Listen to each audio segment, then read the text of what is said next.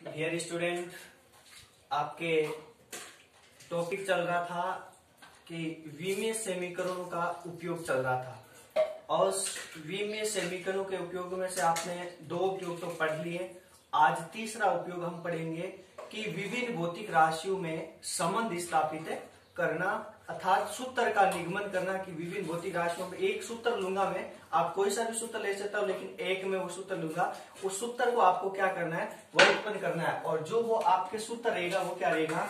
कि T समानुपाती √L/G। इस सूत्र का मुझे क्या करना है, निगमन करना है, इस सूत्र को व्युत्पन्न करना है। तो इस सूत्र को व्युत्पन्न करने के लिए आपका जहां T क्या होता है, सरल लोलक का आवर्तकाल होता है, L क्या होता है, सरल लोलक की लंबाई होती है, G क्या होता है, सरल लोलक का गुरुत्वीय त्वरण होता है। तो सरल लोलक का जो आवर्तकाल होता है वो लंबाई, द्रव्यमान और गुरुत्वीय त्वरण के समानुपाती होता है। ये बात आपको याद रखनी पड़ेगी कि जो सरल लोलक का जो आवर्तकाल होता है वो लंबाई, द्रव्यमान और गुरुत्वीय त्वरण के क्या होता है, समानुपाती होता है। अर्थात T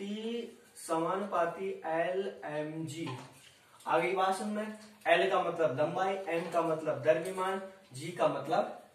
गुरुत्वीय त्वरण। और समानुपाती चिन्ह देगा तो एक नियंत्रक आता है, क्या है, जिसका प्रत्येक पद्धति में मान क्या होता है, आपके पास एक होता है। K का प्रत्येक पद्धति में मान क्या होता है, एक। K लिख सकते हो एक।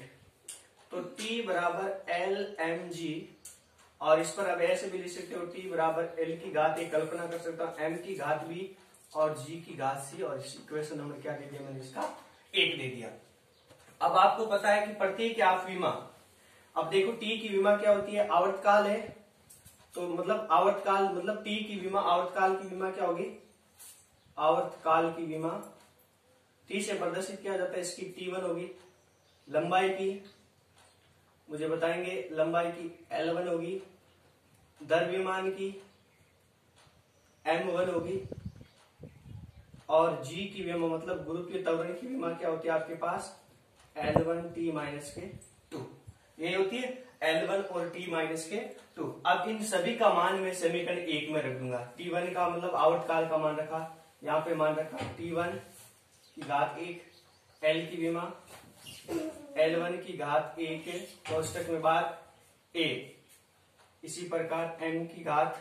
M1 की घात एक, और बाद के आपके पास भी इसी प्रकार इस गुरुत्वीय त्वरण की विमा L1T-2 घात ऊपर क्या हो गई C। दोनों पक्षों में घातों की तुलना करने पर, दोनों पक्षों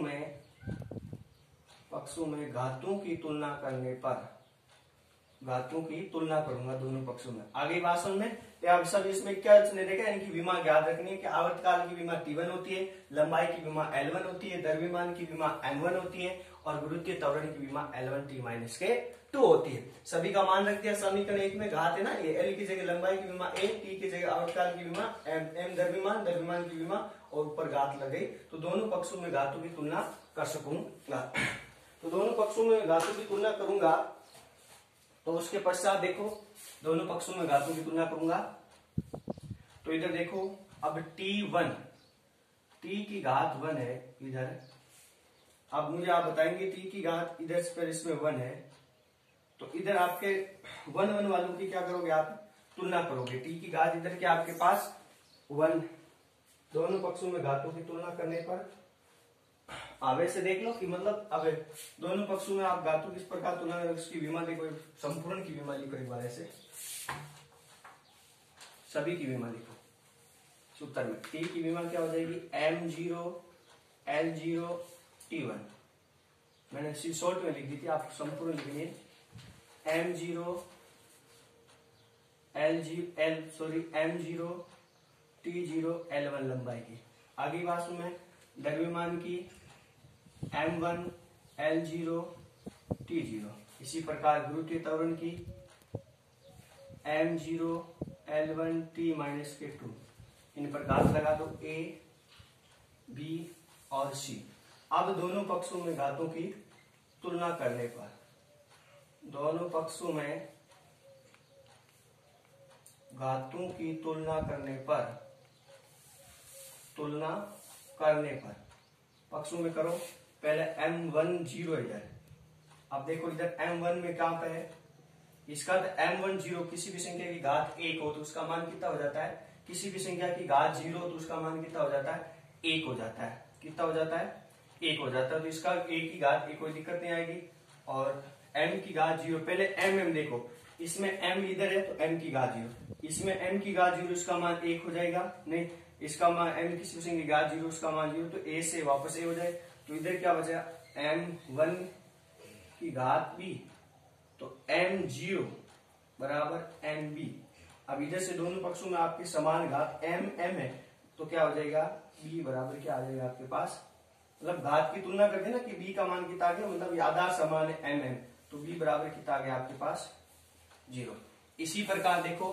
पहले तो m की तुलना कर ली, अब कर सकते हो आप l की, कि l 0 बराबर, अब इसमें l क्या है आपके पास, l1 की घात l1 हो गया, क्योंकि a है, a की घात 1 हो। इसी प्रकार l1 और c की घात है ना l1, उसके पश्चात क्या हो जाएगा, हाँ देखो l1 हो गया और lc हो जाता है, क्योंकि lc है, l से देखो एक बार, l की घात 0, तुलना की, इधर l की घात 0 है, इधर l की घात a है, तो l की घात a लगा दिया, इसका मान 1 होता है, बीच का कोई मतलब नहीं रहा, और इधर क्या हो गया lc इंटू lc, आधा समान है, गुणा में घातें क्या हो जाती है, जुड़ जाती है, तो l बराबर a प्लस के c, अर्थात 0 बराबर क्या हो गया, a प्लस के c। इक्वेशन नंबर, इसको 1 दिया, इसको 2 दिया, और इसको कितना दे दिया मैंने 3। इसी प्रकार अब किसकी तुलना करोगे, t1 की, तो t1 बराबर, t की तुलना करें, इसका 0 कोई दिक्कत नहीं है, और ये भी 0 कोई दिक्कत नहीं, तो कितना बच गया, t की घात माइनस के 2c, तो 1 बराबर कितने हो गए, माइनस के 2c, माइनस के 2c बराबर 1, c बराबर 1/2। इधर ये प्लस का था, उधर गए किसमें हो गए, डायरेक्ट माइनस में, क्योंकि इधर गया माइनस का था, उधर गया किसमें हो गया, प्लस में, तो c बराबर कितने हो गए आपके पास, माइनस के 1/2। ये सिर्फ संख्या गई है ना, संख्या के साथ में, तो c बराबर कितने हो गए आपके पास, c बराबर कितने हो गए, माइनस के 1/2, इधर ही रह गया। अब इस c का मान किस में रखोगे, ये समीकरण 4 दे दिया मैंने c को, अब c का मान किस में रखोगे, समीकरण 3 में, समीकरण 3 वे 4 से, 4 वे 3 से ऐसे भी लिख सकते हो, तो 0 बराबर a माइनस के 1/2, तो a बराबर कितना हो जाता है, 1/2 आ गया मान, सुन c का मान आ गया, a का मान आ गया, और b का मान आ गया आपके पास। तो अब इन सभी का मान, इसको समीकरण क्या दे सकते हो, 5 लिखूंगा, समीकरण, इधर देख लो कि समीकरण 2, 4 व 5 से मान किस में रखूंगा, समीकरण 1 में, समीकरण 1 में रख दिया।